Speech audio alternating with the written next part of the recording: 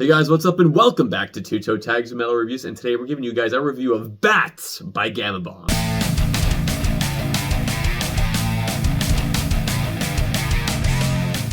So now that we've listened to this album non-stop throughout the entire week, I'm going to pass the floor over to Vile Self and see what he thinks of this album 1 week after its release. This album for me, so first, we're kind of new to Gama Bomb, right? We kind of explained that in the first impressions. I had a pretty pleasant time listening to this album. This is the kind of thrash, like this, to me, this is true thrash, right? There's a lot of different kind of styles and sounds of thrash. Like this doesn't sound anything like Testament. It doesn't sound anything like Slayer or like Megadeth or any of those other thrash bands. There's one song, to me, that sounds like Megadeth. Okay, yeah, there's one part of one song that sounds like Megadeth, but overall, to me, this is true thrash. This is it's got the skankiness to it. It's got the punk derivative there, right? Yeah. It's rooted in that. It doesn't take itself too seriously, which punk music doesn't take itself too seriously either. It's got it's politically charged. There's certain songs that have political messages in them, which is also something that's a derivative of punk and early thrash. So I like it for that reason. I like that it's just at its core, it's just really thrashy, but it's also got some heavy metal elements as well. So it combines those things. It's very Gwar-like. Okay, that's my point of reference. I hear Gwar in this so much. In the music, in the riffing, in the rhythm, everything, even the vocals, and I mentioned this last week, this vocalist reminds me of a bunch of different vocalists.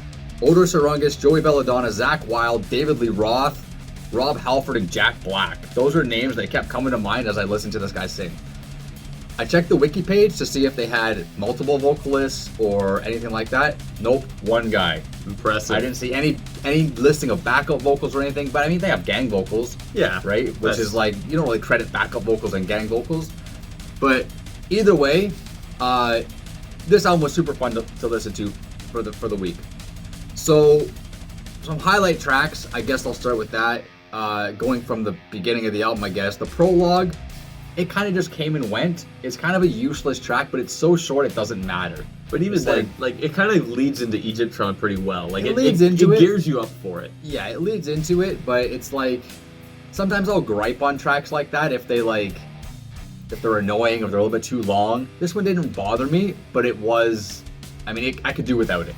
But either way, Egyptron starts, and this song is sick. Like Egyptron's such a fun song. And it's got a feature by the Egyptian Lover, who's, I don't know what he does, but there's like a little rap part in the song, and I think the Egyptian Lover is doing that part. Do you think the Egyptian Lover might be the saxophone player? Possibly, but I don't think so because he's not credited on Bats in Your Hair, where there's another saxophone. By the way, I think you're right. I think that was saxophone in that part. It's definitely too low to be flute. Yeah. I thought it might have been flute last time, but that was off one listen, so... True. And this is in Egyptron. There's a saxophone part midway through the song. It's pretty fun. The chorus of this song is so fun. Sing along with it. Just really, really cool. And then you got Living Dead in Beverly Hills. This song kind of reminds me of Anthrax, got an Anthrax vibe to it. The fast singing, there's a line where he sings really fast in the chorus. Yeah. I love that. It's cool. It's so cool. And I looked up the lyrics, and I don't remember them now because it was like 3 or 4 days ago. But I looked it up and I tried to recite it along with it, and it's kind of fun doing it. It's not that hard, but I thought that was really cool how they just rapid through this one line of the song, of the chorus. Thought that was really cool. Don't Get Your Haircut is the next song that I thought was great. That's song number 7. This one, there's falsettos all over the album, but this one particularly I like. This one's got more Gwar vibes. This is the one where I kind of got a little bit of Megadeth. Is this the one for you? That's Megadeth? The one for me. Yep, so, that's the Megadeth song of this album. For me, it's the solo because there's similarities in one part of the solo that remind me of the Holy War solo. That's where I got it, right? And then another cool bonus about this song is there's this little extra scream at the end. Yeah, just like the song ends and then you just It's pretty cool. It's kind of like how like at the end of Egyptron, he's just gotcha. Yeah, gotcha. Okay. And then, skipping over a few songs, not that they're bad, just trying to name the highlights here. Bats in Your Hair. Oh man, this song is so good. It went in my playlist right away. It's just such a cool, fun song. Again, the chorus is catchy, the riffs are great. It's got this old school, like just awesome sound. Really good vocals. these Judas Priest old school style screams. There's a bit of a whine in his voice during the chorus, and it's kind of like he's almost frightened when he's singing, like, oh, there's bats, kind of thing. Like, Yeah. I get he's like playing a character almost when he's singing, which I love. That's really cool. And then also during the chorus, he rolls his R's on one of the lines. Yeah. So he says, "There's bats in your hairs." Then he says, "There's rats in the basement, a cat on the Oh, brain." true. That's interesting So because cool. that's not the only time I heard him roll an R at one point of a song. In another song, you heard it? Yeah. Which one? During one of the choruses of Speed Funeral. Oh, okay. Yeah. He just rolls it, rev it up. Oh, yeah. So- I love that stuff. But in Bats, he actually has a bit of an accent on it too. Like rats in the basement. Like, I don't know, Yeah. it just sounds almost like Rob Halfordy, Mhm. right? But it's just an overall super fun song, and then the sax solo that closes the song and basically caps the album off is just such a cool touch, right? And it's just, I don't know, very attractive to the ears. Yeah, it's a 2-minute saxophone solo, and they fade out on that They too. fade out on it, and it's a Long good way fade just out. to end the album. Yeah. And I think the fact that Egyptron has a bit of sax in it as well, and that's the beginning of the album, end of the album. Yeah. You have a There's bit of a a bookend. bookend marriage there, which is also really cool. If I'm gonna gripe, and this isn't much of a gripe, I think the weakest song on the album is Secular Saw, which is track number 10. I think it's still a fun song. It was the hardest one for me to really get behind. I think it has the cool gallop in the verses, which kind of set it apart from other tracks, which I like. At least it stands out. But for some reason, it just didn't have the punch that the other songs had. So I can't say it's bad by any means, but it's the one that I was just kind of like meh about. So Well, for an album as short as it is, I'd say it's a pretty fun one. yeah, Like I said, it's like 34 minutes. 34 minutes, which is really short. We were, questioning last week, like, will this pass the stress test? Because it's a short album, so it's going to get more spins, more listens, more focus. Yeah. And one big thing that this album has, especially for its length, is that every song has its own distinct personality. Yes. Every single song has character. Every song is unique from each other. There's no real repetition on this album.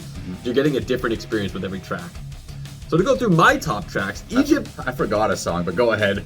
I'm sure you'll touch on it. I can't believe I missed this one. I may. Egyptron, I also really liked. Fun riffs. The sax is awesome, and like I said, the gotcha at the end is like weird, but it's a really kooky, crazy album. Yeah. Like it's Yeah. it's in there. Mask of Anarchy is another one I liked, and I found that this one is one of the most punk sounding tracks, and a part of that is what he does, like a little vocal run he does before the choruses. I don't know what he says, but the rhythm that he does into it like gives me reminds me of something you would hear in a punk song. Okay. And I like that a lot. Now that it was the kind of moment that kept standing out every time that came on. Yeah, here's the cool thing. Yeah, every time. Don't Get Your Hair Cut. I think it sounds like Megadeth a little bit more than just with the solo. I found the riffs, the vocal phrasing Okay. definitely sounds like the way you would hear like an old school Megadeth song do that. And even with the like, you'll have a little bit of vocal, then like a mini guitar solo, and then the next verse, like that. And all of that is just super duper old school. And it is really cool that they're so true to the roots of thrash metal in this album, but they're also really wacky and goofy at the same time, like how Gwar is with their Right. stuff. Yeah. And it's cool that, the punk elements are there because Gwar is based on that too. Like they have the punk roots. So the connection makes sense. Right. The fourth one is Speed Funeral. Rest in Speed, rev it up, and let her R.I.P.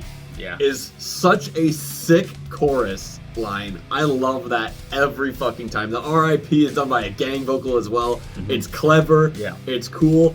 Such an awesome song. Every time it comes on, like, oh, here we go. This song is sick. And with the vocals, it's really impressive that this guy has such a vast range and has so much personality in his voice. Yeah. Like, He does a lot of different things. a lot of different things are going on, and you can feel a lot of soul in the performance as well. Like, you can tell this guy's having a blast doing all this stuff. Yeah. So I said every song has character. They do.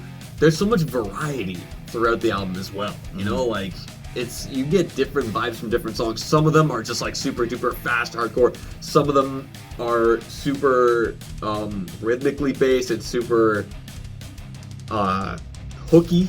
Yep. And it's a very catchy album too. You're gonna be humming so many choruses after listening to this record. Yeah.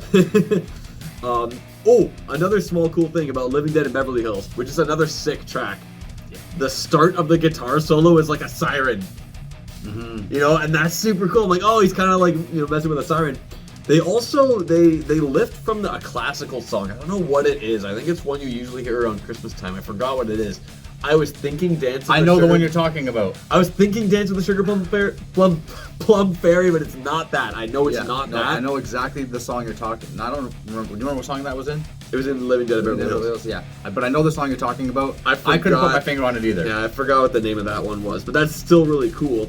Yeah. Dream Stealer has a cool part. In one of the last choruses, in the second half, the guitars stop playing the riff and they just strum with the bass, and it kind of breaks everything down. And it's like, whoa, that's super duper cool. Just breaking it down just for that part of the chorus. Dream Stealer's the one where he sounds like David Lee Roth at one point. Like actually a couple points. Not that song, and I think another song he sounds like him, but there's just certain lines he says and certain kind of cadences he has that like. So what was the song you wanted to bring up? What was the one that you missed? Dude, Rusted Gold. That one, see, that's one of the catchier ones. That's one of the catchier ones. It's one of the ones that stands out. It's like kind of got a more laid back, that Latin beat or Latin-esque beat that happens in the verses. Like, this song just has such a different feel, and I can't believe I didn't mention it as one of the highlights. It's probably tied with Bats in Your Hair as like top song of the album for me. Rusted Gold is so fucking good. It's such a fun song. Yeah. Love the screams too. When he's just screaming, Rusted Gold. It's so awesome. I feel like we've covered every single song here. Everything that isn't Materialize. Materialize, I thought was a good song too. My favorite, I think the solo section is the best part on this song. It's probably one of my lower songs in the album as well, down there with Secular Saw. But I just think it's a little bit, it takes an edge because the solo is stronger. Yeah. Yeah. Well, I mean, with that, we've talked about every song in this album. I think that would be a good time to rate it. So what do you give Bats? You know what? This, like we mentioned, the challenge for this album is, can a 34-minute album stand the endurance test? Right? After listening to it so much. And I will say that I did not get tired of this album at all. I listened to it a lot through the week, had fun every single time, and I'm pleased to give this my toe tag. I think it's an awesome album. It's got so many fun songs on it, and I think it's also kind of rare to hear a thrash album that's this diverse in sound. But it doesn't sound too far away from itself either. It still sounds like a nice comprehensive package. It's a really well put together album, and I feel like everything was so carefully crafted, and there's really no bad song at all. Like, you put on this album, you're going to enjoy something, you're going to have a lot of fun with it. It gets my toe tag as well.